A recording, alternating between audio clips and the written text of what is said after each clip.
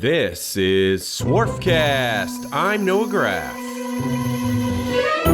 I am very honored to have Steve Preda. He is the founder of Steve Preda Business Growth and the host of the Management Blueprint podcast that I was recently on.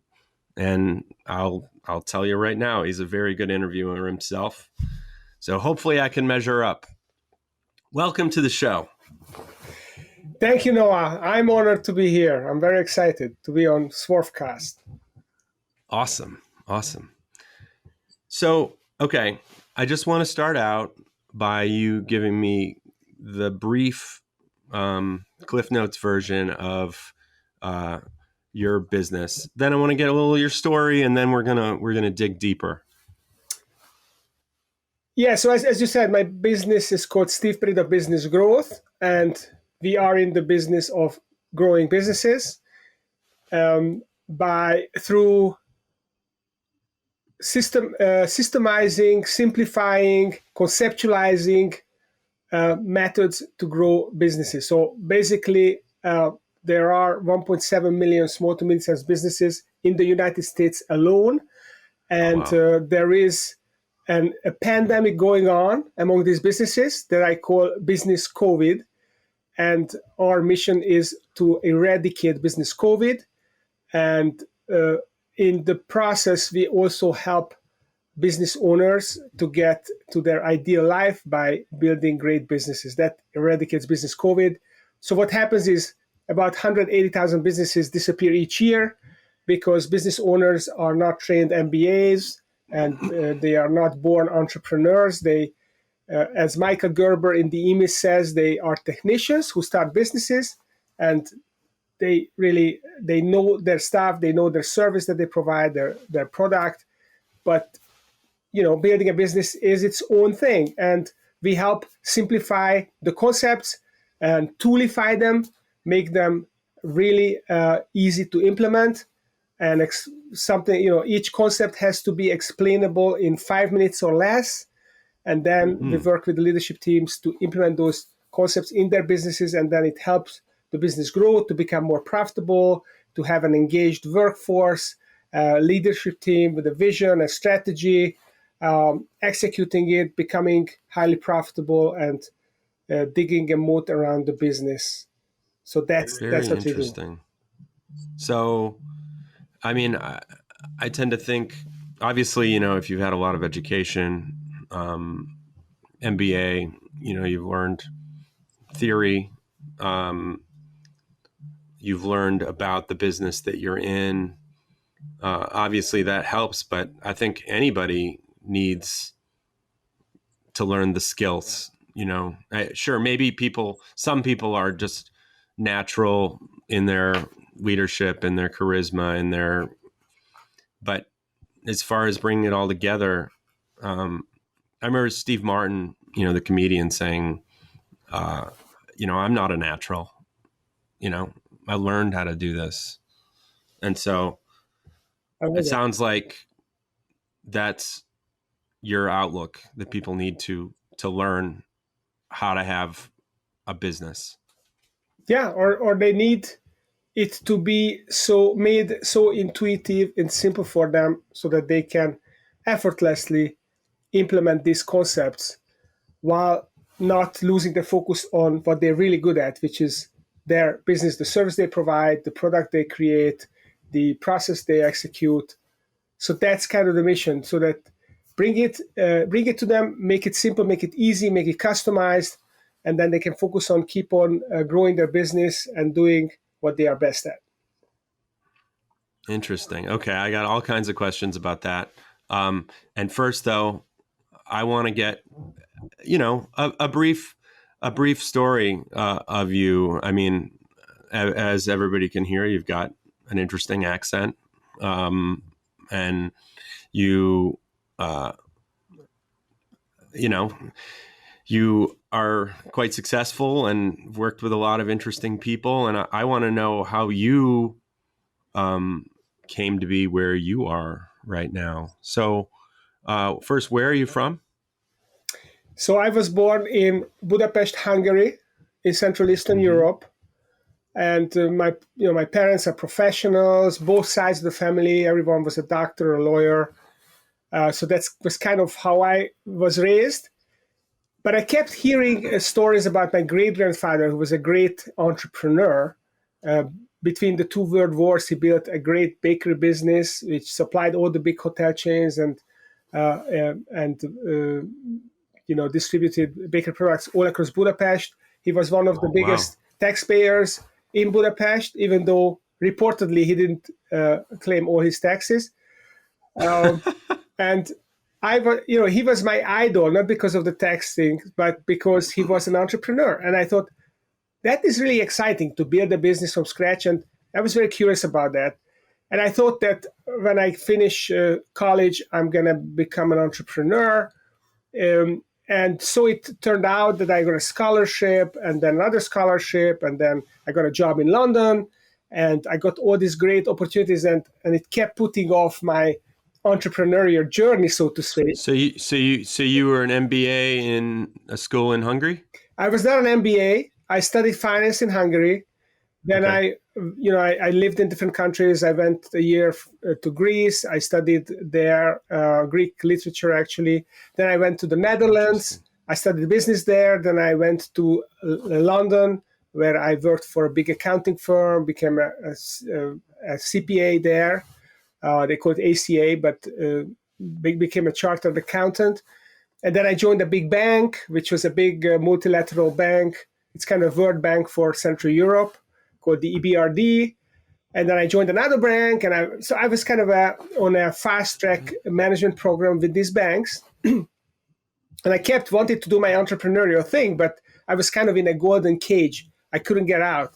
And eventually, one summer afternoon, actually early fall afternoon, I got pushed out. There was a downsizing in the bank, and they looked at the salary slips, and they saw that I had one of the highest one for my age group. So I thought, okay, this guy is going to be a great improvement on our P&L. So they pushed me out, and then I started my own business. So suddenly, so the golden handcuffs were finally lifted.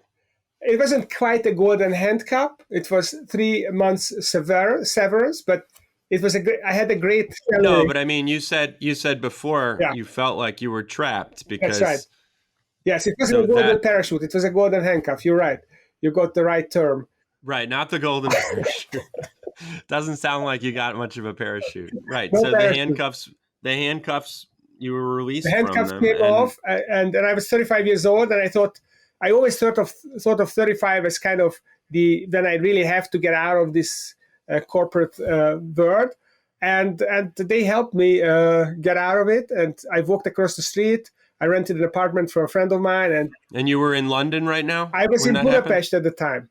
So I so you'd gone back to Budapest. Yes, I was back in Budapest, and then I walked across the street and started my business. Started up an investment banking firm. And an investment banking firm. Yes. Okay, so you were just like, yeah, my first business. I want to be an investment banker. What were you? And what were you doing before that? Were you working at an investment bank? Yes. So I was running the investment banking department of this big bank. It was a Dutch bank, ABN AMRO.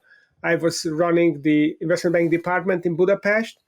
And so that was the logical thing for me. So this was like mergers and acquisitions? Yes.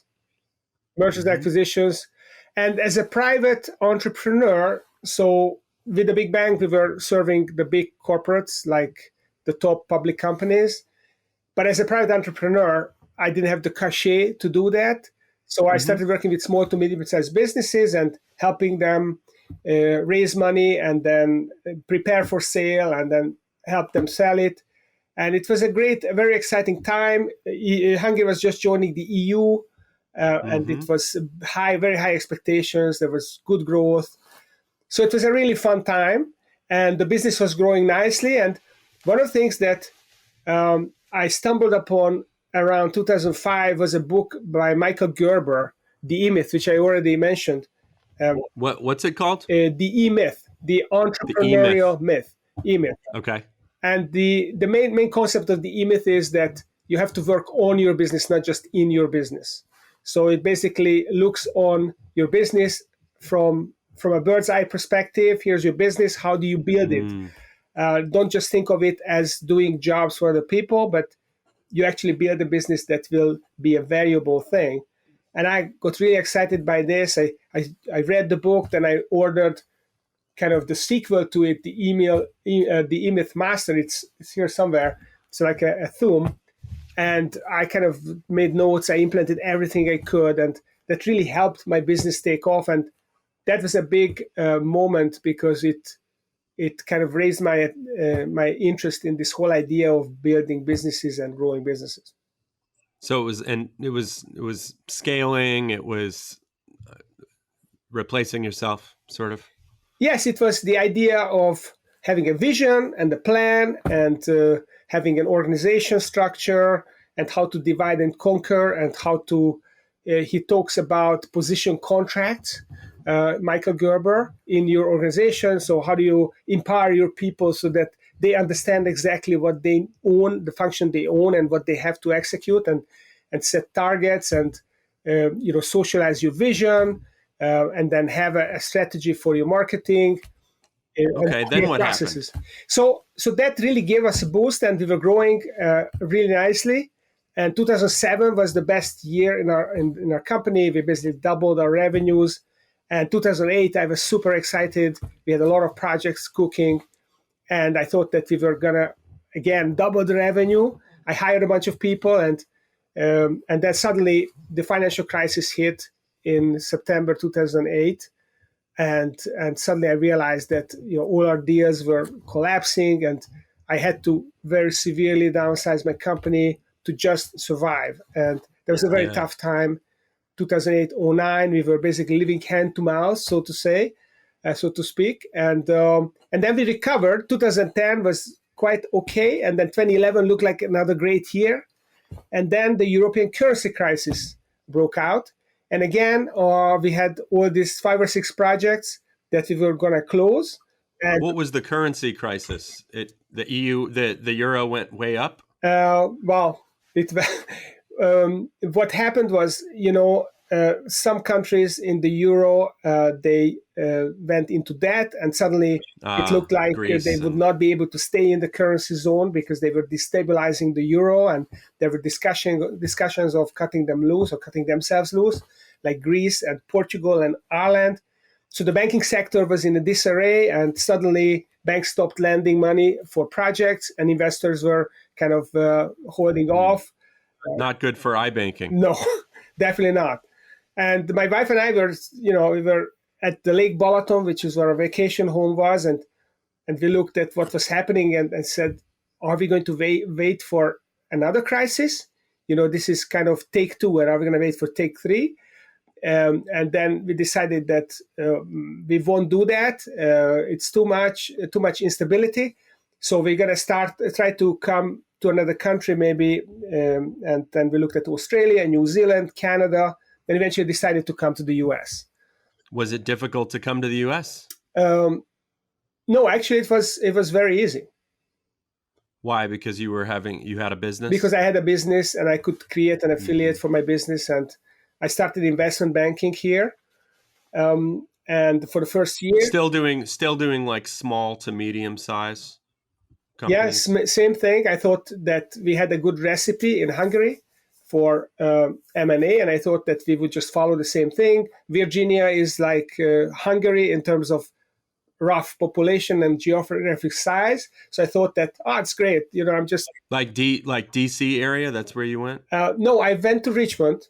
I thought that DC was going to be too competitive. I also thought New York was going to be too competitive. We were also part of a big international M&A network, mergers and acquisition network, and it had kind of a wide spot on the map in Virginia. It looked like great for climate, was great, and very business friendly, and great outdoors, and great cost of living was fairly affordable. So we thought. My question to you is, our company, Graf Pinkert's been getting into M&A now, just, for smallish, medium-sized companies, manufacturing companies. And, the whole local geographic thing doesn't seem like that important to us. why was that? Why did you consider that important at the time, or did you, in retrospect, realize it wasn't that important to be in a spot that was with less competition? Because I was clueless. I didn't know any better. I thought America was like Europe, that you have different states are like countries, and Ah, you can just have Virginia. I thought I could drive around. I can have it as my hunting ground. so in Hungary, when you were doing banking, you were sticking to Hungary, even though it was part of the EU. You were just sticking to your country. Pretty much. I mean, we opened a branch in Bucharest, in Romania as well, but pretty much because the language barrier is a pretty big Ah, thing. So it protects your market. You don't have to worry about competitors outside of your language I see. area. That's Yeah, true. Good point. yeah. That's a good point. But so you then realized when you got to Virginia, it doesn't really matter if the person's in Idaho or wherever. Yeah, so it's a totally different competitive landscape, and things are moving much faster here. And I didn't understand how to market, how to even sell myself. So it was a bit of a culture shock from that respect.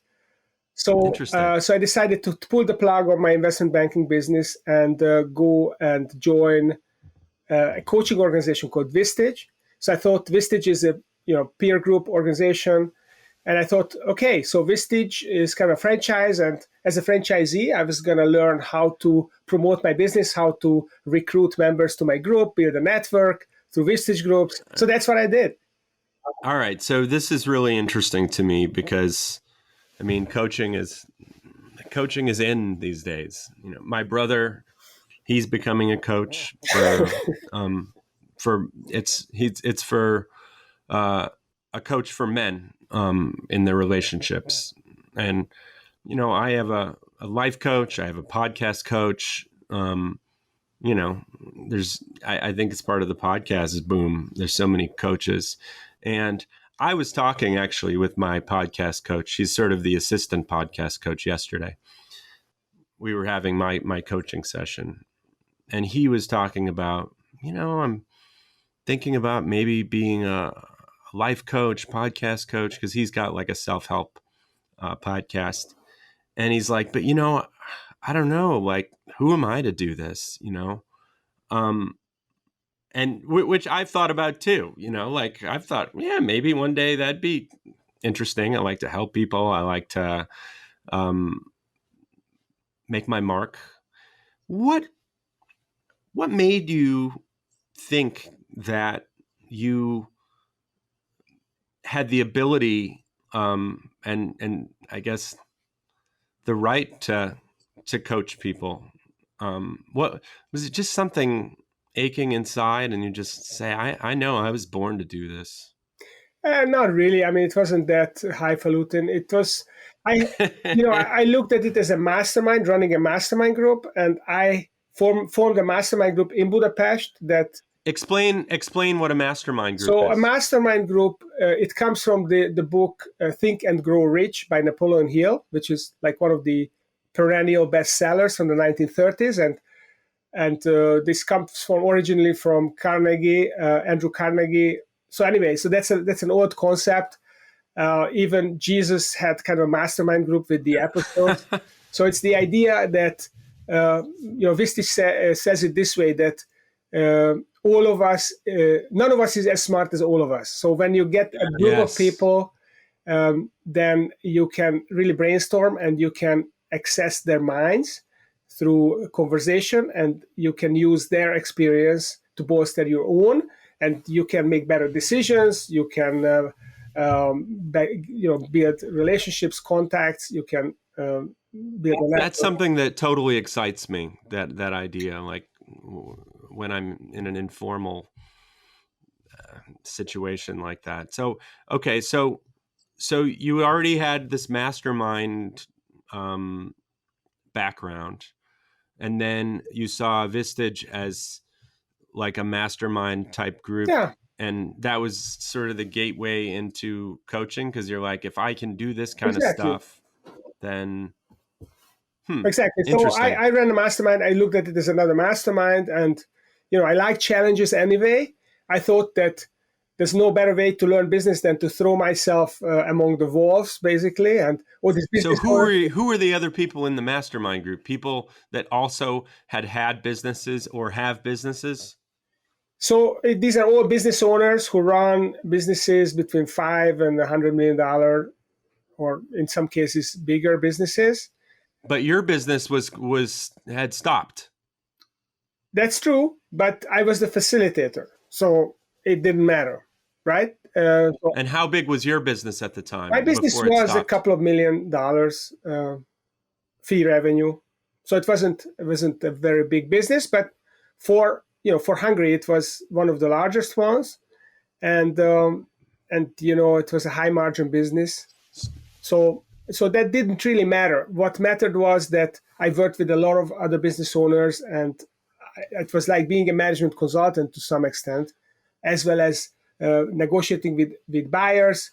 So there's a lot of Right. experience with So learning it was the about how business banking, works. even though you hadn't, scaled your business like these people, all the experience you had in the banking, working with big companies, that equipped you. Would you say that's true? Or You know the saying, fake it till you can make it? yeah. So it was a little bit like that. So Did you go, oh, whoa, I've only done a couple, my business was only a couple million and I was in Hungary and these guys are like hundreds of millions. What, what am I doing here? Or did you just kind of like go, this is going to work? I I didn't know what look I'm at it doing. this way. I looked at it the way that none of those entrepreneurs moved their families to a different continent and started from scratch at the age of 45. So I thought I actually had more experience than them in many ways. I had a business experience. I ran a business. We went through two crises. I steered my business through it. I also worked with small business, medium businesses for 20 years. So didn't have any reservations. I thought I had a much more diversity of experience Hmm. than those people. And I could connect people. I could brainstorm with them. I think I'm a fairly good listener. I could ask questions. And I felt like it was a great opportunity for me to, they say that fly with the eagles, don't scratch with the turkeys. So I went to fly with the eagles. I wanted to be Okay. among these companies much bigger than me because I want to learn from them. I thought that this was my way of of learning from them and elevating them. And if I am associating with these people, I'm going to be like them. There's this saying that Yes. you are the average of the 5 people that you spend most of your time with. So that was my approach. That was my attitude. I wanted to be the average of these people who are much more successful than me. I didn't want to be the average of people that are less successful than me. So that's how I thought about it, for rightly or wrongly. Yeah. Well, no, and it shows a tremendous amount of chutzpah to do that. Um, okay, so you were in the mastermind, you were facilitating the group, you were, you know, sharing space with, these super successful entrepreneurs and giving your take on it. And then how did you get into, where you are right now? So then, about 2 years in, my vision was, and I looked at what was coming in the pipe. We have 4 kids, and we wanted to put them through college. So I did the numbers, and I realized that I'm not making enough money here. So I have to get to high six figures really, really fast in order to do that. We had So basically they didn't pay you that much facilitating the So mastermind. facilitating, it could have worked if I put together 4 or 5 groups and I had them running at full capacity, but it just didn't work out in Richmond. There is a big local competitor who is a much lower price point. It's a fraction of a price point of But nowadays it would just be on Zoom, so it wouldn't matter how local it was, right? maybe. So anyway, so I realized that I had 2 groups. I wanted to launch a third group, and it didn't work out. And I Okay. realized I saw the writing on the wall. Plus, the other thing I realized was that I was spending a lot of time one to one, and it was just the value add was not as high as a one to many. So when you can, when you spend your time working with multiple people, you actually create more value. So I thought, how could I create more value? And then I remember that another book that was a really big influence on me was Traction by Gino Wickman. And I thought, okay, I could implement this. I implemented it in my own business. I can implement it for others. So I became a speaker on the Vistage network because I saw that speakers could get business. So I created my own talk about making businesses viable. And then I went to the circuit and I signed up clients and I started facilitating leadership team coaching sessions for them. Oh, okay. So you were doing teams. And then after that, eventually that morphed into being a private coach and coming up with this. And then I wrote a couple of books. And then when EOS Worldwide became a franchise organization, I thought, okay, I didn't want to be part of a franchise. So I started doing my own thing. I joined another company called Pinnacle and started teaching Pinnacle, which is another business operating system. I can actually show you what Pinnacle is. So there are 5 principles. There's people, purpose, playbooks, performance, and profit. Okay. So there are 5 principles. And what you want is you want to have the right people in the right seat, and you want them to be coached. You want them to be driven by a powerful purpose. And then you create the consistency and the scalability with playbooks. And then you have them perform at a high level. And the byproduct is profit. So these are the 5 Pinnacle principles. And then there are 15 underlying practices. So if you turn these wheels here, so for people, to have a great people function in your business, you need to have a great culture, so great core values. And then you have a great functions in the organization. So who is doing what? Clarity, empower people. And then you have to coach your A players so that they keep growing with the company. And then the purpose is all about the vision. So you see the little moon behind the mountain. So that's your vision. And then your strategy of how you get to your vision. And then you create the alignment. So the 2 rockets in the alignment, you integrate your vision and you create repetition and reinforcement. And then the playbooks create the consistency. So you define your playbooks and then you ingrain them in your business and eventually you optimize them. And then the performance is all about setting goals. We call it rocks, quarterly rocks. And then you also set metrics, KPIs in your business so that everyone is performing the activity that takes you to the goals. And a great meeting structure so that people communicate well, solve problems. And then profit is the byproduct, but you also benchmark yourself to the best in the business and you put together a strategy stack, a stack of unique strategies that make your business unassailable. So that's basically what I teach, the Pinnacle model. And then Strategy OS is taking it to the next level. So Pinnacle will help you create a well-oiled machine business, and Strategy OS will help you dig the moat around it so that people cannot touch you. You have unique activities that cannot be copied, and you are much more profitable than your competitors, so you can grow faster. I like the moat metaphor. I like to call it a category of one. You'd say it's pretty similar, right? Okay, so we're gonna get into those concepts, but I just want a little bit of context right now. So, what you do when you're not podcasting or not on podcasts, you work with companies, like the owners of companies, the CEOs of companies, and you help them implement those things, correct? Yep. Yeah. So what's the process like? How often do you meet with the owners of the companies? So I meet them 5 days a year. That doesn't sound like very much. It doesn't sound like much, but what I want is for them to have a great plan and to execute that plan. And every quarter when I meet with them, I just want to make sure that they are executing. I hold them accountable to their own plans. I help them figure out what's not working, how to make. How long is one meeting? It's a full day meeting. So Okay, at least you get a full day. 7-8 hours, yes. So figure out, there are 4 objectives for each meeting. It's accountability, it's clarity. So I want them to have complete clarity as to what they need to do, what are their priorities, where they're going. So clarity, and then alignment. I want all of them to be on the same page and not divided, and be agreed on what to do and be completely clear. And finally, decisions. So often business owners, they don't make the necessary decisions.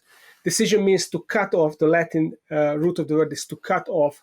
So you're trying to do too many things. Most business owners are trying to stretch themselves thin, and you disperse your energies, and you're not focusing your energy to the handful of things that will move your business up to the mountain. The 20% that takes care of 80% of the results. So I want them to cut off all those things that are low gain, the 80%, so you can channel that energy into the 20% and make the business grow. Do you only talk to the owners of the business, or who do you talk to the team, or who do you talk to? I talk to the leadership team. I want the leadership team. Okay. Yeah, because one of the reasons I left Vistage, I left the peer group business, was that we had great conversations, we had great ideas, and the CEOs who were in the hot seat, they loved the ideas. They said, "Wow, yes, that's it. I'm going to execute this idea." And they came back the next month and I asked them, "Did you execute?" "Oh, no, actually, we didn't execute because something else happened and we got distracted." And that happened all the time. Maybe 10%, 20% of the members executed, and most people didn't execute, and I get so frustrated. We spent so much energy on this, putting together the agenda, facilitating the conversations, having the great topics, having the great ideas, people chip in, and then there's no execution. So I thought, if I worked with the whole leadership team, I could help the business owner divide and conquer, because the business owner is always the obstacle. They try to do everything themselves, or they think they know better, or they want to control everything, or they want to make the decisions, or people don't know that they could make decisions, and they just go to the business owner and he becomes a bottleneck. So one of the main things you talk about is delegating, and it's also formulating the ideas. So when you engage the whole team with where to go and how to going to get there, then people will contribute their ideas. So the idea is going to be better, and there will be buy-in. So even if your idea as a team member doesn't get approved, because you were part of the conversation, because your ideas were heard, you're going to be much more likely to be supporting the ultimate idea that was decided. And there's much more buy-in and energy to grow the business. Unless you're just like so resentful that like he heard my idea was awesome, and then he didn't care, or she didn't care. But it's true. At least if people feel like they're listened to and heard, Exactly. Then they at least feel like, all right, well, they gave me a chance. Yeah. And I was part of the team, and it was a conversation.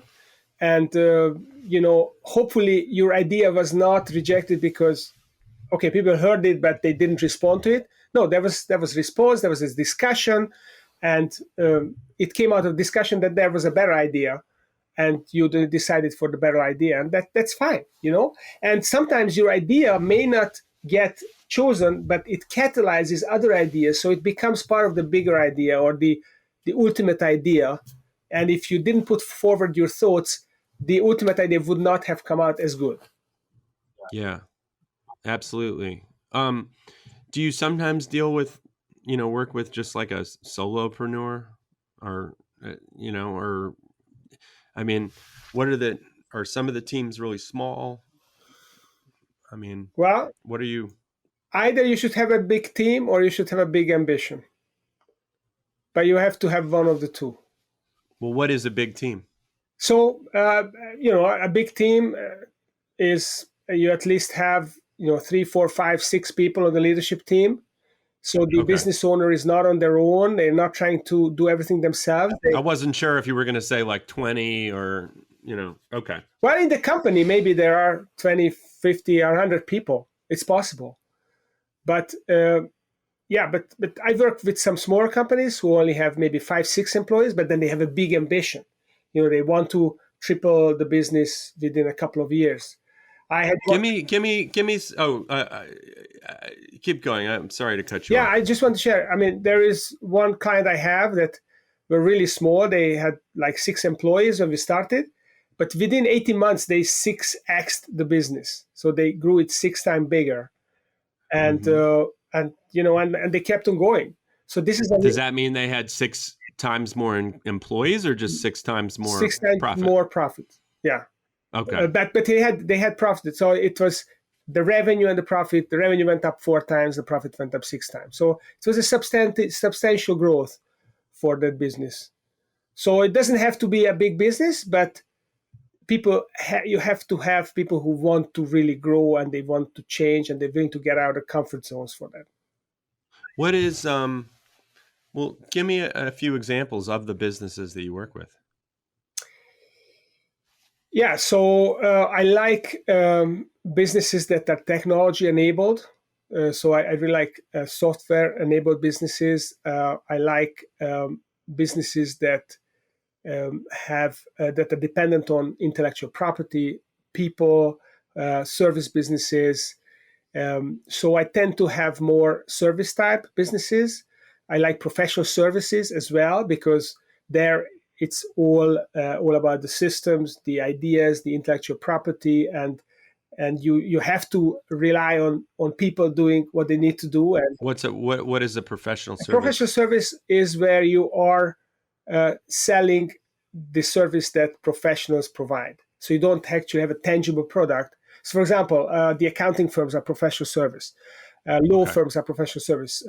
Doctors' offices. I have a client which is a plastic surgery in Beverly Hills. Yeah, I heard that podcast episode. Yes, So that's right. and I thought that was so interesting. Yeah. So that's a great business because it's very interesting, and you have people and you have a high-end service, and then how do you scale that, and how do you find the right people who are high expertise people, and how do you build a business around people who are highly autonomous, they have great ideas and they have high expertise. So I love that. I like software as well. What about a manufacturing company? I don't really have manufacturing. I have one client that is a distribution firm but have a manufacturing arm. Okay.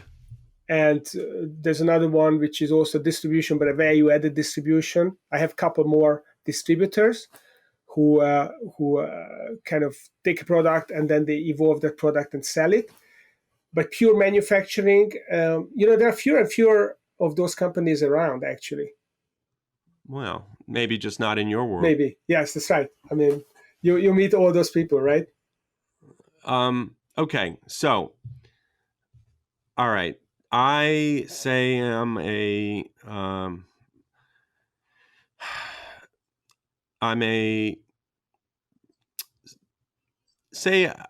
can we do an example? Say if I was a manufacturer, Sure. the people listening to this. So I'm a machining company, and I'm doing 5 million a year Revenue, top line? Yeah, and say making $1 million profit or EBITDA a year, and I come to you and what do you? And I say, I really want to grow. What's the first step? So you have a conversation, and what do you say? The first thing I assume is you have to figure out what you really want, right? Exactly. Why do you want to grow? So what motivates you? And what do people normally say? Well, sometimes they say, I want to have an exit, so I want to build this company up so that I can sell it, I can create a valuable asset. Sometimes people want to grow because they want to leave a legacy. They want to be successful, you know. Yeah. Sometimes they want to grow because they want to transition it to a family member, or they want to bring in family members, and it's kind of similar to the legacy piece. Um, Sometimes they want to grow because they want to win. You know, they want to feel like they're the best in their peer group of other machining company entrepreneurs, and it's, you know, they have an ego and they want to win, which is completely okay. I'm a bit like that too. Um, so these So you're saying that people come in they want to grow because they want to grow for, for the point of exiting the business, making the business more valuable, but you haven't said anything like they want to change the world. They want to they want to make sure X number of people have this amazing thing in their life. You didn't mention any sort of why like that, which I find interesting. To me, that might make somebody even more motivated to push hard and grow something, rather than, although I think a lot of people, their passion is just business. Well, They just you're want to absolutely right. succeed in a business. Doesn't really matter. No, you're absolutely right. And now that we're talking about this, it's kind of an aha for me as well. So when people come to see me, they rarely have this big vision of what they want to achieve. This, you know, put a dent in the universe kind of vision. And one of the things we actually do is to look for that and to articulate that, because maybe the business owner just wants to be more financially successful, and they want to be rich, okay, or they want to have an exit, whatever, or they want to have a legacy, they want to be winning personally. But for the rest of the company, that's not a good enough reason to grow. So for the people who work in the company, they don't really care about the business owner wants to be rich and wants to be a big wig. They don't care about that. They care about other things. So it's A purpose. a purpose, exactly. So that's why it's very, very powerful if we can come up with a purpose. I call it the why. You know, Simon Sinek talks about the why of Apple. Right. The why. The why. Yeah. So we call it the why. And when people articulate that, then suddenly the light bulb go off and says, yes, actually, there's a bigger thing here, and I'm super excited about this bigger thing. So just a couple examples. I've worked with a communication company, and they basically build international networks, telecommunication networks, and we had this conversation in the meetings. You know, why are you here? What are you trying to do as a company? What is the bigger purpose? How are you helping people? And they came up with this idea that they want to help, because they service the American government, government agencies. They want to help the US government to be able to safely and securely communicate around the world. And the idea being is that the troops are all over the world, and you want to be able to reach them at all times to make sure that our troops are secure and safe, and you know where they are and what's happening with them, and you can help them. And the CEO, who is a former Marine, not a former Marine, because once you're Marine, he's a Marine. So he said, I'm super pumped about this idea. I have family members in the military, and I want them to be secure. And he got emotional. He went on a 5-minute rant how excited he was about this idea. So now he didn't just have a financial goal. Now he also had a mission. And as Jeff Bezos says, you want missionaries, not mercenaries. So you want your people to be so excited about your mission that they want to be on your mission. They want to go and have a colony on Mars. They want to transition the world to renewable energy. They want to do something super exciting. So do you then do you first mastermind with the team to try to figure out what their why is, or? Well, that's not the very first thing that we do. That this is normally we do it on the first day. That we work together, we work on this because it's a very, very powerful thing. And it really aligns people, because people can buy into being on a mission like that. I had another client that we started working on who's a packaging manufacturer, actually a distributor of packaging machines, that maybe you can relate to this. And they came up with this Why? They said that they want to help, they want to relieve people of unhealthy and unpleasant tasks. So Mm-hmm. when you're in a big warehouse and you have to package this, the pick and pack process, and you have to package this product, and it may be there's no air conditioning and it's dusty and there's no light and people are crouching over a small desk and it's very unpleasant. It's mostly unhealthy as well. They have to lift weights and stuff. They want them to not have to do that, and that's what these machines do. That they prevent Mm-hmm. you from having to do that, and people got really excited about it. That they are this positive force in the world. Or I give you another example. You talked about the plastic surgeon in Yeah. Beverly Hills. So they see themselves. Their why is they want to have people fulfill their potential. So they see all these people with crooked noses and with facial, they focus on noses Yeah. primarily. And people are shy on social media. They don't want to be on pictures. They don't want, they don't want to put themselves forward. They don't want to lead because they feel self-conscious. And when they fix their face, suddenly they can be themselves. They can go out. They have the confidence. Right. They can save the world. And that's a huge vibe for them. But the reason that they want to 6x the company, some of that just comes down to ego and ambition to win, and Not necessarily, because a business owner cannot 6x their company. I mean, they can when they start with $1. Next year they do $6. They 6x it, but I'm joking. But yeah, sure. so one person cannot really grow a company. You can grow it to some level, but you're gonna run out of hours in the day, right? You need a team, and then if you make all the decisions, then that's a bottleneck. So you need to delegate decisions. So you need people who are empowered to own their functions and run your business for you, and then you can grow. And you want these people to be as excited about growing the business as you are. So All you right. being And so you're able, startup, and that's one of the things you do. You help yes, excite the people. yes, absolutely. That's I think. Okay. What's another thing you do? I know that I don't know how much time you have, but I think we're digging deep here. So just tell me what's the next stage? So we talked about people. So people Mm-hmm.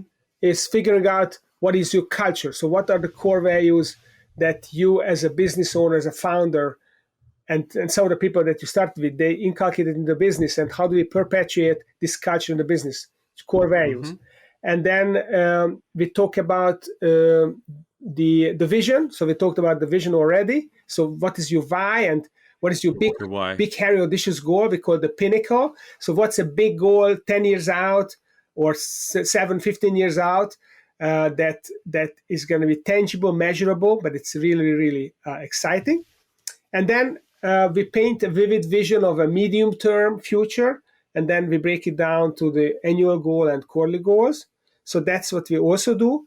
And then a big idea is also the playbook. So how do you create consistency and scalability in your business playbooks so that And you have a lot of tried and true methods that you introduce to people or reinforce to people. yeah, I show them how to do it.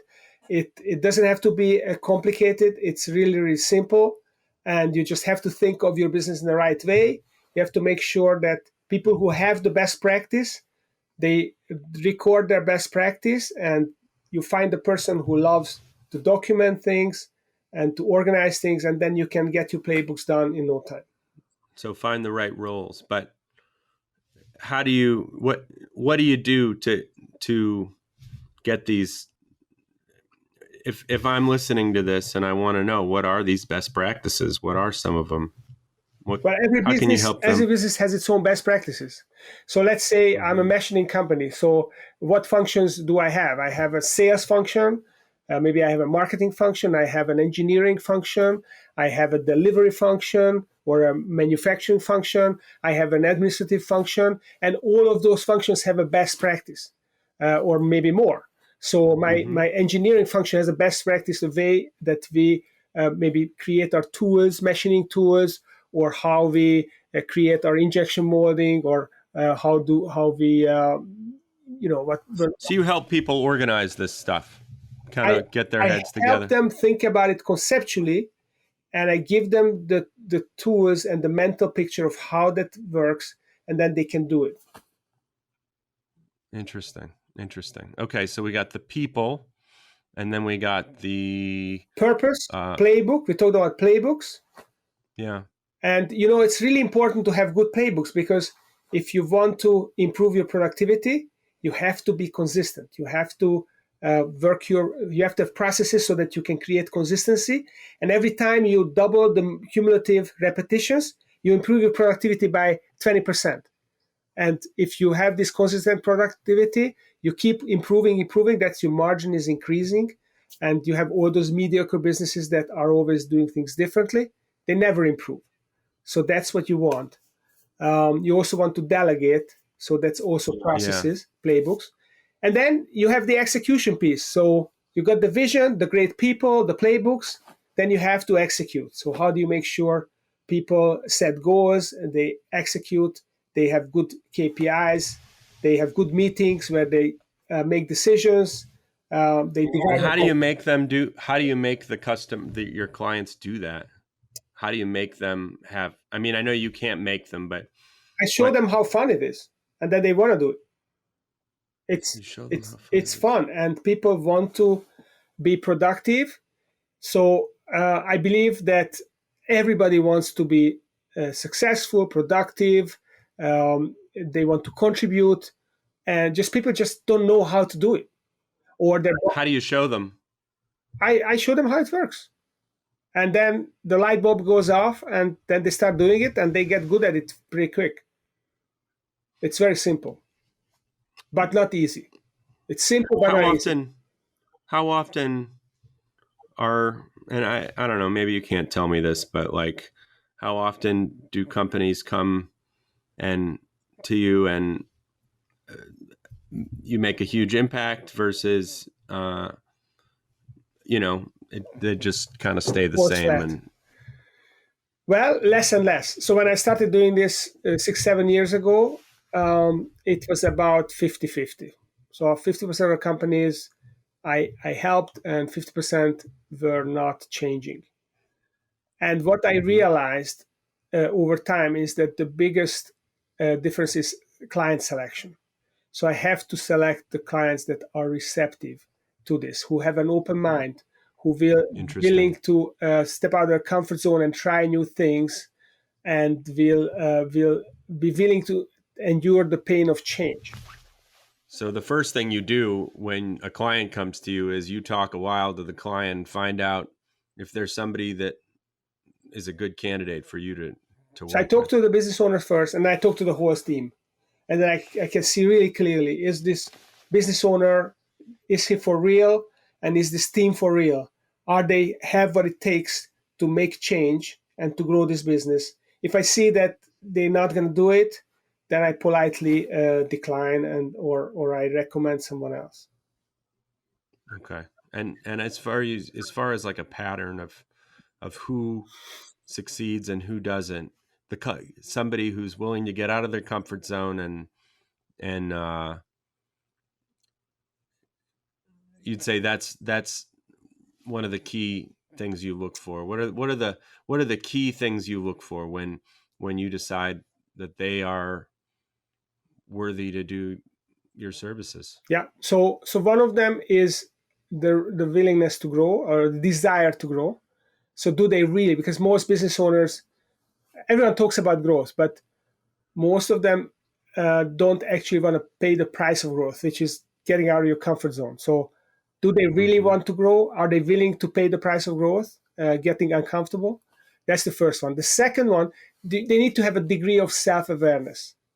So if they are, if they think that only their way, my way is or the highway, and they're not willing to listen to other people, and they don't have the capacity to be open-minded and to absorb other people's ideas and to consider it, then they are not really a good candidate.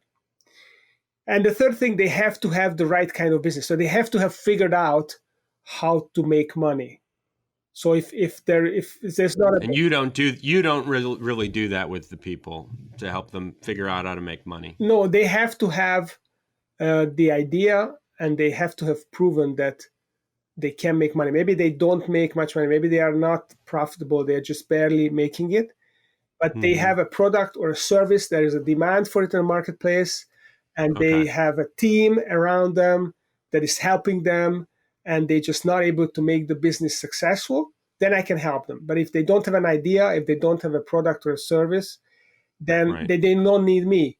Then they need need to read some books, or they need to work with an individual coach who will help them figure out how to get organized and how to find something that interests them and that they can do and learn to do that something themselves so that they can start building a business. Interesting. Just a couple other questions. I mean, you and me, we're both into trying to get out of our comfort zone. I like to say it all the time, and it sure as hell doesn't mean I'm actually doing it, but hope sometimes. Well, you're running this podcast, so that can be uncomfortable sometimes because you meet a lot of different people. You have to ask smart questions. You have to hold your own. 199 episodes, though, so wow. I'm somewhat comfortable now. So it's now you need to think bigger. I'm trying to get bigger. I mean, that's why I'm working with a coach. Maybe I'm not making the right sacrifices for it. I don't know. But I mean, it's interesting that you talk about that because I'm reflecting on my own growth. Okay. Like you talk to people about growing their company and you talk about numbers, a multiple, growing it, right? I've been trying to like grow listeners for the show. You're going through the exact same thing. You're looking at your metrics, right? But as I've gone on, and maybe part of it is just sort of a reality check, you start thinking about what's the most beneficial, right? So like you and we both have niche podcasts, and sure, the huge ones, they often emerge from niche podcasts, but we're catering to a certain group of people to help a certain group of people to market us to a certain group of people. And, I mean, we just sold a company based on somebody who heard it or heard our ad on the podcast. Would it be amazing to have hundreds of thousands of listeners, of all kinds? It would be. My ego would be through the roof and I would feel amazing. And, but at the same time, you can look at the kind of growth. It's a different kind of growth, right? There's different nuances. Well, I tell you the details, Yeah, I tell you my philosophy around this. So people say that you have to find a starving crowd, you have to find a market which is really hungry, and then you create a product that the market wants. And I get it, but I don't get it. So I get it in the sense that, yes, this is logical. Go out and find the product that everyone wants. But I'm not kind of interested in a product that everyone wants. I'm interested in the product that I want to build, right? I'm interested in the concept that I'm curious about. That motivates me. And I think I'd rather find the people that are also interested in what I'm interested in than to try to please a lot of people that are after something that I'm not that interested in, and I have to make an effort to be interested in it. And then there may be a million other people who also find that thing that the market wants, and then we are in the red ocean and we're competing. So you've got a healthy philosophy. Yeah. So I just want to do what I'm interested in, and as long as my family is not starving and my kids, go to college and I can cover the tuition, and my business is growing every year, I couldn't care less about everyone else. I want to do my own thing, and hopefully there will be enough following. I have a big why for my business, the business COVID. I think we have a really great chance. If we eradicated business COVID, it would grow the US GDP by 4% each year, more faster. So we'd go not 3%, but 7%. So we would leave China in the dust. And I think it's a huge thing for me. It's a huge idea, at least for me and other people that believe in it. We can eradicate it with good coaching concepts and good coaching facilitation. These people, none of them have to go out of business. They can all figure out how to get around being disrupted, and people leaving, coming and going, and people retiring, and that's what I'm excited about. And do you go to your own coach? I have, I have different coaches. So my coaches are all those business authors that came in front of me. And when I'm reading their books, they are basically coaching me. I listened to Arnold Schwarzenegger's new book, which I thought was brilliant. Interesting. Be useful. I'll have to check that out. Check it out. Be useful. He reads it in his own voice. I feel like he is coaching me. So I'm listening to this book. I'm being coached by Arnold Schwarzenegger. I love it. This is awesome. I also have a friend that we started with in Vistage together. He is also a Vistage coach, and we call each other regularly and we coach each other. So I'm also part of a group of other coaches. So I get a lot of coaching this way. Okay, so you're part of a mastermind group of coaches. Yes. Yeah, because I mean, as well as anybody, you need somebody on the outside to come in and push you. As much as you may know to push others, sometimes it's like the do as I say, not as I do. Exactly. We all need someone. And my wife is also my coach. So she will tell me 5 times a day what I'm doing wrong. So I have no room for complacency here. Fascinating. Do you have anything else you want to say to the people of the world? I think you summed it up pretty well. Well, if you're a business owner and you want to grow your business, I think it's the greatest adventure. For us, it's the opportunity to use a business, I call it a viable business that has figured out how to make money. If you have a business like that, even if it's not profitable, you have a few employees, you have an opportunity to use this as a vehicle to take you to your ideal life. And don't squander this opportunity. I think it's huge. And get the help of people who will help you grow this business and get to your ideal life as fast as possible and help other people in the process. There is no greater adventure than that. Do you think some people are just entrepreneurs and some people aren't? Or is it something that your mind can eventually evolve into? Sometimes I feel like I could be an entrepreneur, and sometimes, I don't know. Already I'm in a business, but I sometimes think about there's all kinds of opportunities, right? I don't know. Do you think it's just some people have it and some people don't? Or is it some people have the drive and some people don't? Or do a lot of people have the potential to be entrepreneurs and they just never really had the confidence to do it? So I have more answers for this. So the first one is that there are very many different entrepreneurs. So they come in different shapes and sizes and colors. So It's not like everyone has to be like an Elon Musk or a Steve Jobs, right? That's the first thing. The second thing is, I think being an entrepreneur is really being curious. So I think entrepreneurs are at the core, they are curious people and they want to figure things out. And sometimes these curious people will channel that energy into figuring things out in the form of a business. Or sometimes they become a scientist, right? Or they become an artist. So it's kind of the same kind of thing. You're curious and you find a way to figure things out. And the great thing about being a business entrepreneur is that you are your own boss. You don't have to report to an orchestra and you're a musician. Yeah, see, that's a beautiful thing. You're your own boss and you own your own time and you work with the people that you like. So it gives you a lot of... That's not necessarily a given.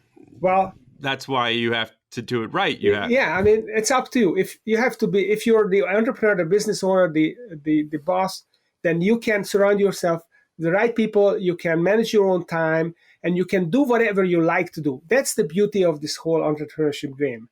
Now, you can be a different kind of entrepreneur. So you can be a really good organizer who maybe is a people person. You can galvanize people. You can get them to work. You can motivate them. Maybe you're not that curious. You're more an execution oriented person. And then a franchise is a great thing for you because they tell you what to do.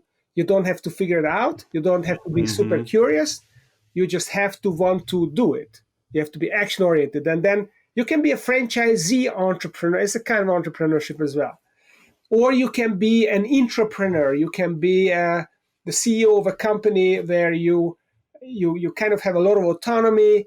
You can hire the people that you want to work with, but you're not risking your own money. But you're really good at you accept that there's a board above you or there's a boss above you, and you just like to do things on your own way and manage things, and that's also a good path. So whatever works for you, and within the curious entrepreneur, there are many ways to skin a cat too. That's a good answer. And just one more question. And you are very curious. I think you would make a good entrepreneur from that respect. Well, thank you. That really means a lot to me. As you said, you can have your curiosity can lead to all kinds of different things, different roles. I